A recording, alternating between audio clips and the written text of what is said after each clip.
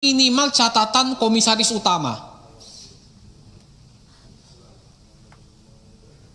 yang lama, yang viral, yang puluhan juta orang nonton, temannya Pak Andre.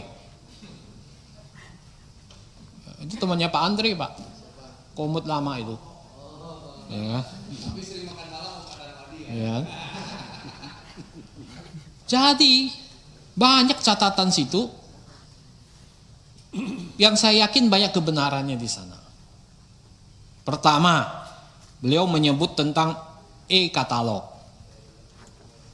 Apakah betul internal direksi Pertamina ini nggak mau menerapkan e-katalog RKPP ini? Yang tadi disindir Pak Mufti.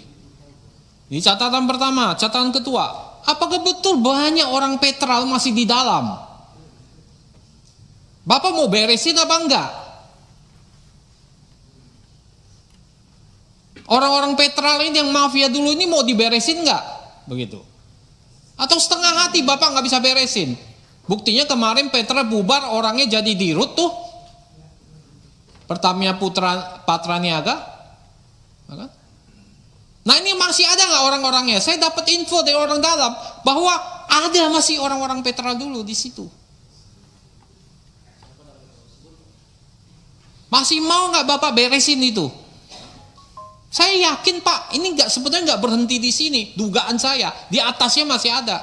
Dugaan saya nih, saya udah nangkep tuh. Ya, di atasnya masih ada itu. Oh, sekpernya udah. Nah, ini saya minta. Bapak ini sekarang orang tertinggi di Pertamina. Saya yakin dengan sepenuh hati Bapak bisa beresin. Lulusan Taruna Nusantara. Tegas, tapi peduli dan kasih sayang.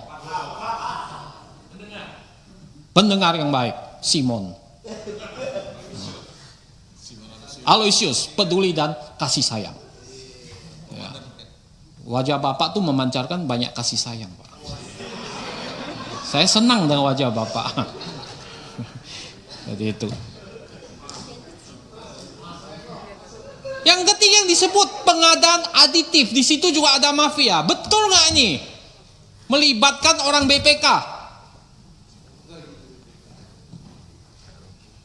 Ini kan cerita-cerita dari Komut temannya Andre ini, yang harus Bapak klarifikasi ke dalam.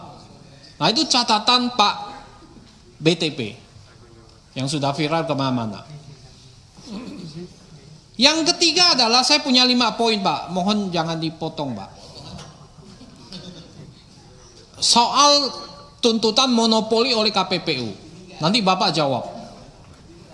Karena non subsidi itu dimonopoli oleh Pertamina, ya, melanggar pasal 17 Undang-Undang Praktek Monopoli dan Persaingan Usaha Tidak Sehat.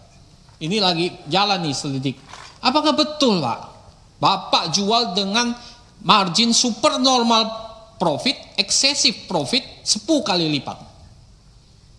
Non subsidi. Nanti Bapak jelaskan, itu menjadi isu. Yang keempat Pak, ada aspirasi dari konstituen yang melakukan pelaku industri. Yang merupakan pelaku industri Pak.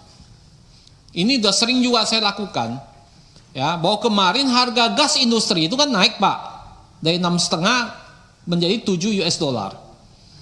Ya. Tetapi itu Januari sampai Maret ini kuotanya hanya 40-50% kan Pak, selebihnya dikenain surcharge. Berapa Pak? PGN itu 16,77 US Pak. Ini sangat memberatkan pelaku industri Pak. Nah, ada aspirasi dari mereka agar industri ini nggak mati. Industri ini kan setengah mati sekarang ini, Pak. Ditambah lagi beban kayak gini, tambah habis Pak. Nah, kenapa bisa begitu Pak? Padahal supply Bapak, stok Bapak mungkin banyak. Ya. Kuotanya hanya 50% yang HGBT itu Pak. Di atas itu kena surcharge 16,77. Benar nggak Pak? Benar nggak Pak? PGN. Ya nggak apa-apa, saya sampaikan di rootnya biar tahu gitu. Saya yakin benar Pak, dari industri Pak yang ngomong ditagih udah 16,77 Pak. Tagihannya ada Pak. Wah ini mau apa ini? Nah ini saya minta dijawab dan investigasi Pak. Ya. Yang kelima, keuangan. Ini pendapatannya memang stagnan Pak, betul ya Pak ya.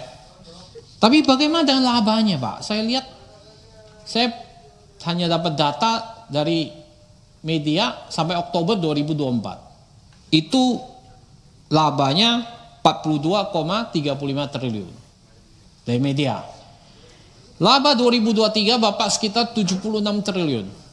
Kelihatan labanya nggak sampai seperti tahun lalu. Nah ini mohon Bapak jelaskan Pak. Ya. Dan saya lihat ada penarikan utang selama 2023 karena saya nggak pegang data 2024. Ya, ada kenaikan sekitar 15 triliun utang jangka pendek. Untuk apa sih Pak? Bapak nambah utang jangka pendek? Di satu sisi kas Bapak itu 300 triliun Pak. Kas on hand Bapak 300 triliun. Tapi kenapa ada terjadi lonjakan hutang jangka pendek? Mohon nanti Pak Simon jelaskan.